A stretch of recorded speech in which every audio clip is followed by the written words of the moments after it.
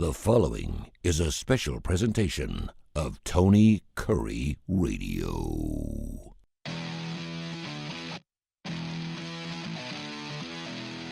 Hello, everyone. Welcome into Students of the Game. My name is Alex Baumann. I'm joined by my co-host today, Nathan Glidewell. Nathan, we've got some pretty interesting topics to go through today. Starting off with a favorite topic of ours being video games. Play them in our time sparingly. We love to spend our time, especially on EA Sports made video games. Nathan, you're a big proponent of EA Sports, especially Madden. Big fan. But one thing they have gotten right in recent years has been college football and the video game. You had 25 last year, and we're going to have 26 this year coming up in early July. But they released a trailer last week, and then they started to release some news about it alongside the trailer. One of the most notable pieces of news being that every time someone plays with their favorite FBS team, it's going to count toward what that school gets share-wise from the royalty pool. So the more the squad is played, the more money the university makes. And it's in a pay-for-play incentive for the college football teams, whereas last year in 25, it was based on the top 25 finishes that the schools had. It was based on the top 25 finishes over the last decade. That's AP top 25.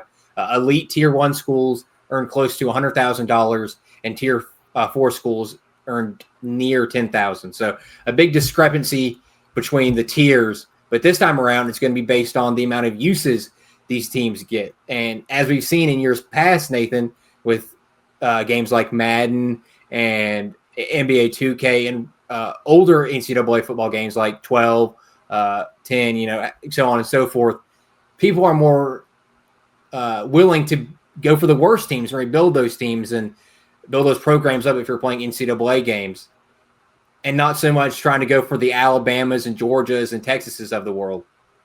And you're a Bama fan. Are you a fan of this model in comparison to the 2025 model? I think it's better at supporting some of the smaller schools, and I think it does a good job kind of balancing out the whole playing field. And while I love using Bama, I'll always use Bama in every single game. I think we both agree most of the time we're using very smaller schools. We go into a conference, we got to break that down and kind of start a dynasty off that. So based off of last year, I played with North Texas. I think that's someone who would really benefit from a lot of people using them, getting the NIL money for that, and then them being able to put it either back into their facilities to help with recruiting or just going towards NIL, which will be a big thing for these smaller schools to be able to get bigger named athletes going forward. It's been a hard thing. I think last year's model really benefited the top tier schools, which they don't need that much help. They kind of already have it worked out with the success they've already built through the past. So it's nice to see some of these other schools getting the recognition they need. And I think one of the cooler things that I've always thought about was if the community comes together, everyone who plays college football 26, let's rebuild this. Let's all rebuild this one team. Let's go pick a school out of all of the FES schools to rebuild and get them a lot of NIL money. I think that would be a very cool thing, very interesting thing to see how that works with real life college football coming from the game and being able to make that money. But I've already seen some beta testers for the game. I've already seen gameplay, so I'm pretty excited about it. It looks like a good improvement from last year. And I think I would have probably bought it regardless.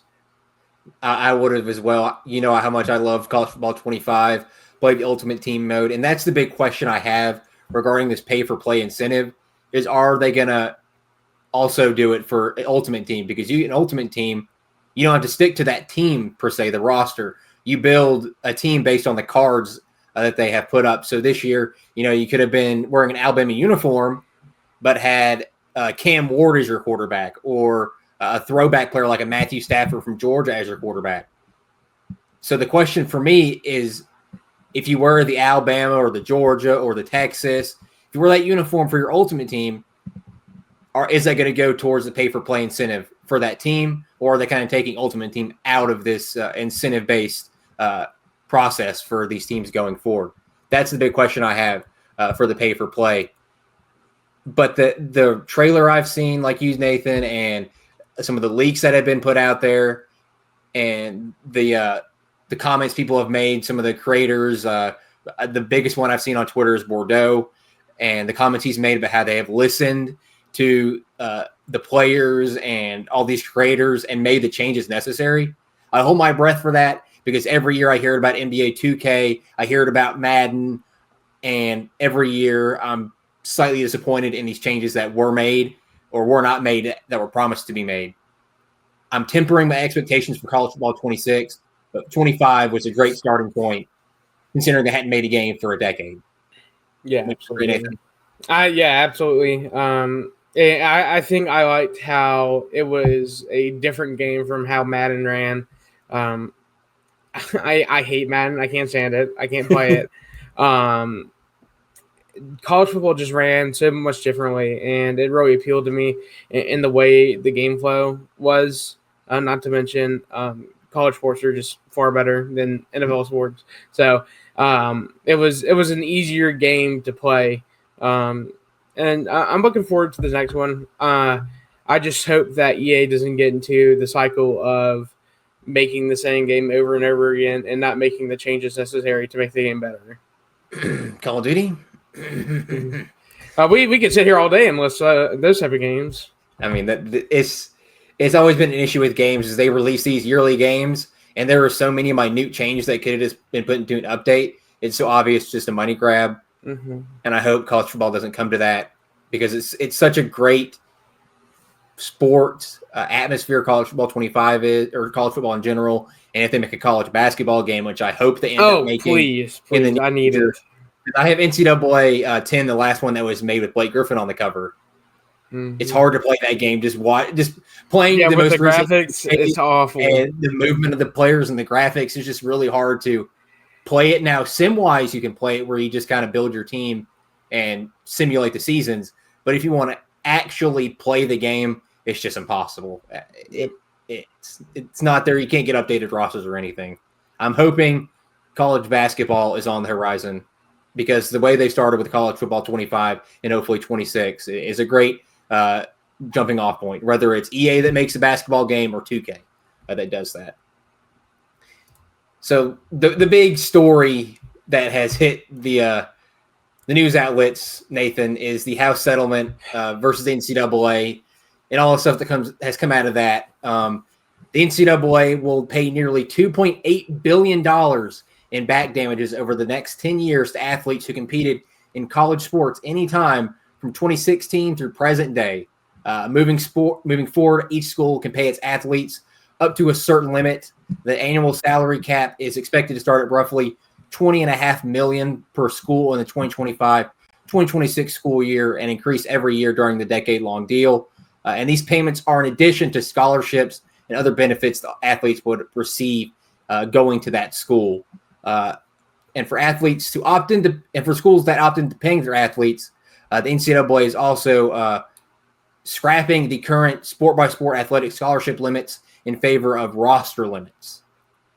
One thing they did clarify with this is people that are already on the rosters are being grandfathered in with this rule. So if somebody's on the roster at Nebraska or Utah or whatever, they're going to be on that roster. They're not going to get their spot taken away with this. That was a big point back in April with this ruling, was they didn't want to have people lose their spot on rosters. So that's good to see for current athletes not have the fear of losing their spot based on the sport-by-sport roster limits. And in addition to getting the $20.5 million per school, athletes will also continue to be allowed to make money from name, image, and likeness deals, NIL deals, with entities other than their school. And there will be an effort by the power conferences, not the NCAA, to bring greater scrutiny to those arrangements under the new direction of an entity called the College Sports Commission.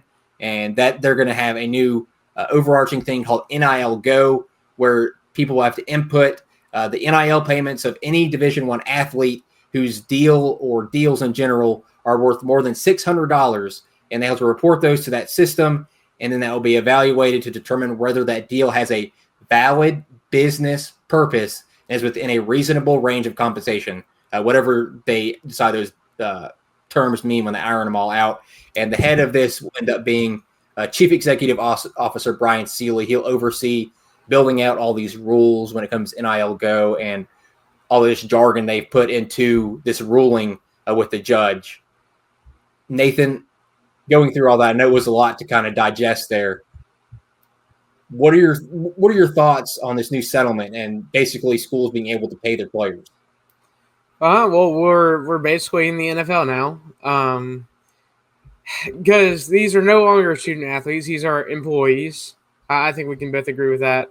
I can't even be mad at the NCAA because it's not even up to them anymore. This is the House made this happen.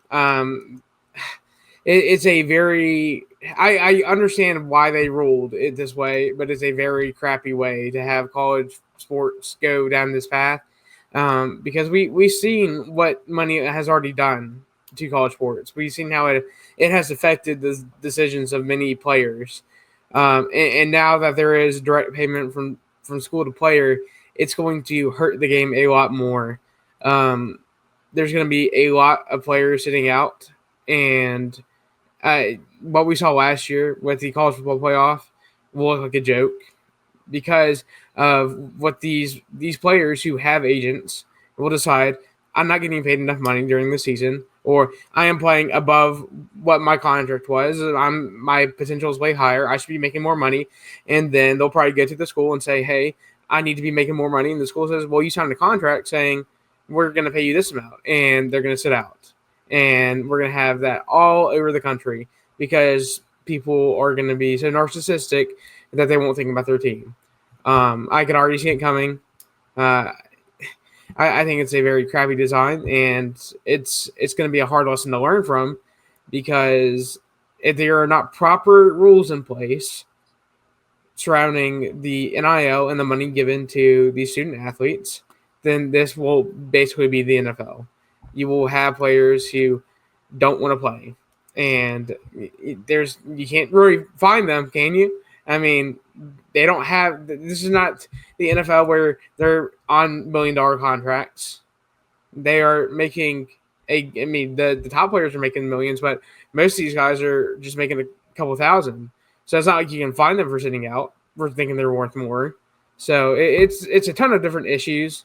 And this really starts with the NCAA's NIL Go committee and Brian Seeley being in charge of the rules surrounding the deals that are given to these student athletes, because I think we can properly pick out when a deal is phony, fraudulent, and not the amount that they should be making.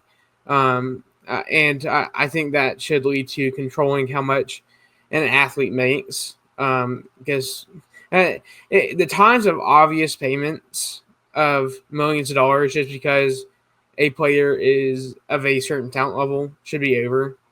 And if we're actually paying these players for the NIL money that they deserve, the name, image, and likeness that they create, then the amount should still be there. I mean, there are definitely players out there that could be making a lot of money, but it shouldn't be near the amount of money that we've seen floating around this past offseason. And I think that was the bigger piece. So it's going to be a lot of pressure on this NIL committee to really crack down on these schools and how much they spend. But it's definitely going to be a hard time because it is no longer just about being a student athlete. It's about being an employee. That is what it comes down to. I personally think it was a positive step in the right direction. The NCAA could have done a lot worse in this regards. Getting this NIL Go is a huge win. Now, I'm interested to see what the jargon and the wording looks like and the phony deals and how they kind of weed out what's good and what's bad. Because as you mentioned, Nathan, there has been a lot of pretty shady deals where it's just money exchanging hands just for the sake of getting that player to the program, and they're not really NIL deals. They're just let me pay Bryce you Underwood. let me just pay you $10.5 million to come to X school for what could be a year. And that's the big thing with this is with these schools paying these athletes is you're going to have to get into collective bargaining and have a players association. The schools are going to want to have these players under contract for certain years. They're not going to want to pay a starting quarterback to come in there. Let's say it's $2 million, which is an average rate for a starting quarterback in college football right now. Not going to want to pay him $2 million, which would be $2 million with $20.5 million budget, and then him leave after a year. That's not a good investment. They're going to want to pay that quarterback the $2 million, but they're going to have him under contract for 2, 3, 4 years. They're not going to want to lose that investment. So going forward, programs are going to want to sign these athletes to contracts to keep their investment and not lose it to a rival school, not have Carson Beck go from Georgia to Miami just solely based on the fact he wants to make more money or he doesn't certain other aspects of it. They want to keep their investment. That's the big issue with this settlement and paying your players is you're going to have to start with a NFL type format now. You've already opened the gate to it. You're going to have to continue to basically shape your athletics around the NFL, collective bargaining, players association, ownership. It's going to happen sooner rather than later. And Brian Seeley is going to be at the head of it. I'm not a whole expert on Brian Seeley and what he's done. To my knowledge, he worked in the MLB and had a great standing there, but he's got a lot on his plate going forward. Nathan, do you think this opens up the NCAA to even more lawsuits? Because we can talk all day about a Title IX. Mm-hmm. I mean, Ross Dellinger posted an article about how majority of schools are looking at using that $20.5 million, about 90% of it towards football and men's college basketball. That can't happen with Title IX. Since the schools are paying the money now, they are subject to Title IX lawsuits. So do you think what the judge ruled here with the back payments and the schools paying the athletes, does this open up the NCAA to more lawsuits going forward? Absolutely. And I don't think they should be as liable once this situation starts happening. I mean, the schools really will be liable for the way they use their money to pay their players, number one. But, they'll have an easy scapegoat in the NCAA. I know I've given them a lot of flack. I know they've made some bad decisions. They've deserved what they have gotten thus far, but I feel like now it is kind of out of their hands. The way the direction that college football is moving, it is away from the NCAA. You saw it with Greg Sankey, the SEC commissioner, where the SEC wants to be. They don't want to be really involved with the NCAA anymore. They don't really have to be. They can go and have their own private league and make the college football playoff because that is a completely separate thing. It doesn't change how much revenue they earn. In fact, I think it benefits them more to not be involved with the NCAA. The only thing is that the NCAA is a scapegoat for every single FBS school at this current moment in time. And we got to realize that these schools should be held accountable for what they do from now on and not the NCAA. And guaranteed, if Brian Seeley messes up and the NIL Go committee turns out to be a piece of crap and an absolute joke, then yes, they should be held liable. But I can already picture that these schools are going to do very shady stuff, and it starts with them, and they should be the ones held responsible. So I guess this is a foreshadowing, a pre-call out for those schools that decide to play a little bit dirty, because I know it's going to happen. It always happens. There's always one cheater. Is there a point to have the NCAA anymore after the settlement? Because the commission is run by the conferences. It's not run by the NCAA. And I talked about how we're going to have collective bargaining and player associations. Is there a point to have NCAA anymore? Honestly, no. We're like I said. I mean, the conferences no longer play by the NCAA's rules. The NCAA can try to punish them however they want, but at the end of the day, it doesn't really matter anymore. The schools kind of do what they want. The conferences kind of run the show, and the people who make the most money have the power. So there's not really a point for the NCAA to be a thing anymore, in my opinion. Are you a fan of the roster limits rather than the scholarship limits now? That's a hard thing. I think that it allows people who didn't have the opportunity to play before to have that opportunity, but it also cuts back on the number of people you can have on a team, especially with walk-ons. So the people who usually wouldn't get that opportunity, who put in a lot of effort and work, but they don't have the same name, image, and likeness as some of the other people who want a roster spot, they will be at a disadvantage, and that is unfortunate. So the people you will see that really came onto the field and really wanted to put in that work because they knew that one opportunity they got was a very slim chance and that it wasn't a destined for them to be there. Those type of players are going to be gone because of the roster limits and the way NIL works. And sure, you'll have a few in there, but those will be the fan favorites.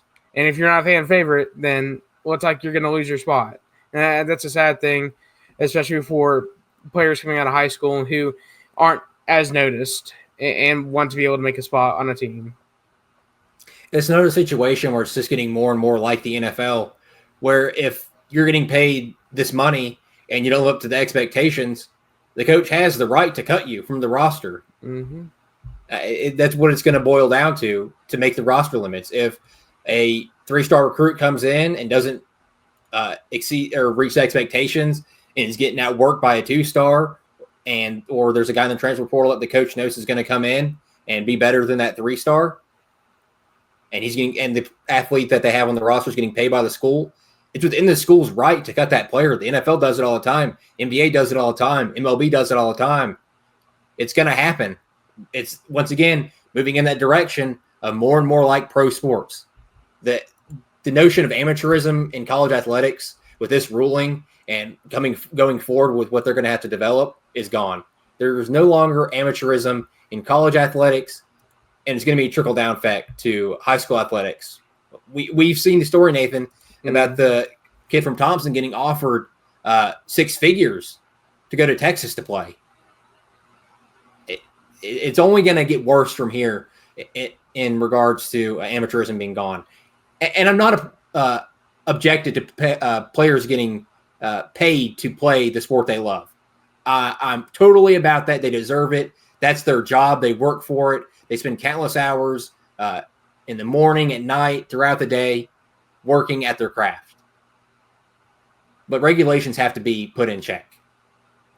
Whether you agree with the settlement and what they've started to do now or not, it needed to happen. This is a great stepping stone moving forward.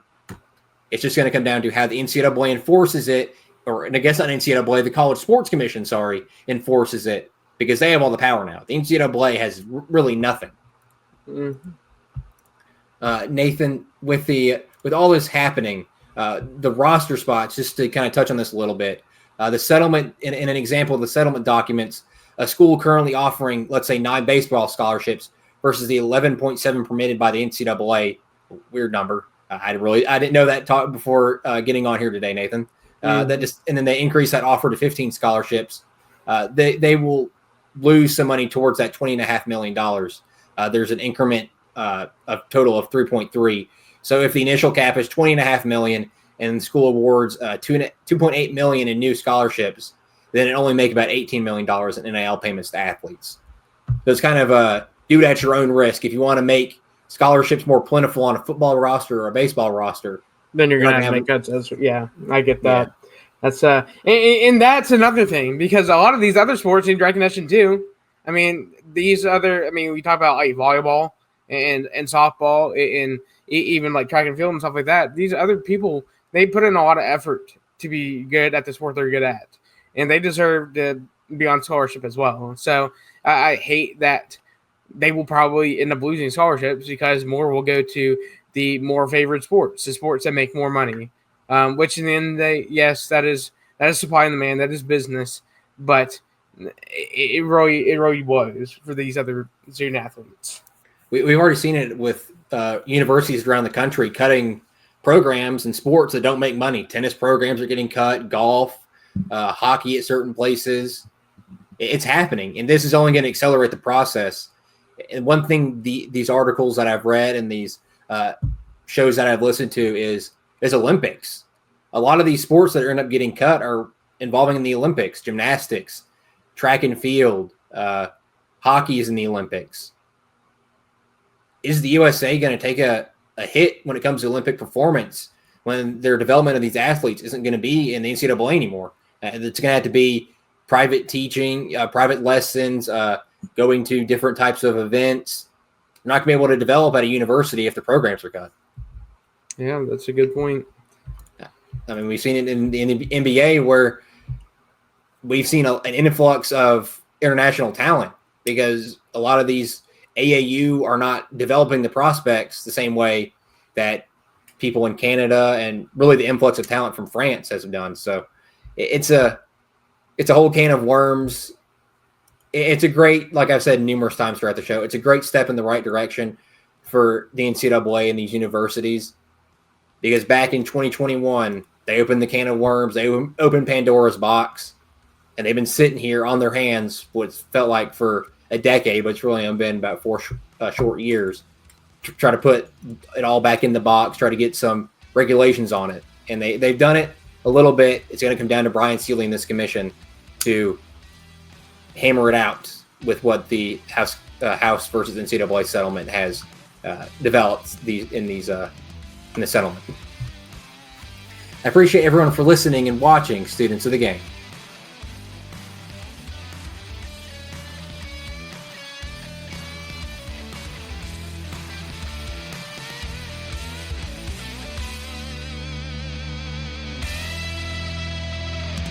This has been a special presentation of Tony Curry Radio.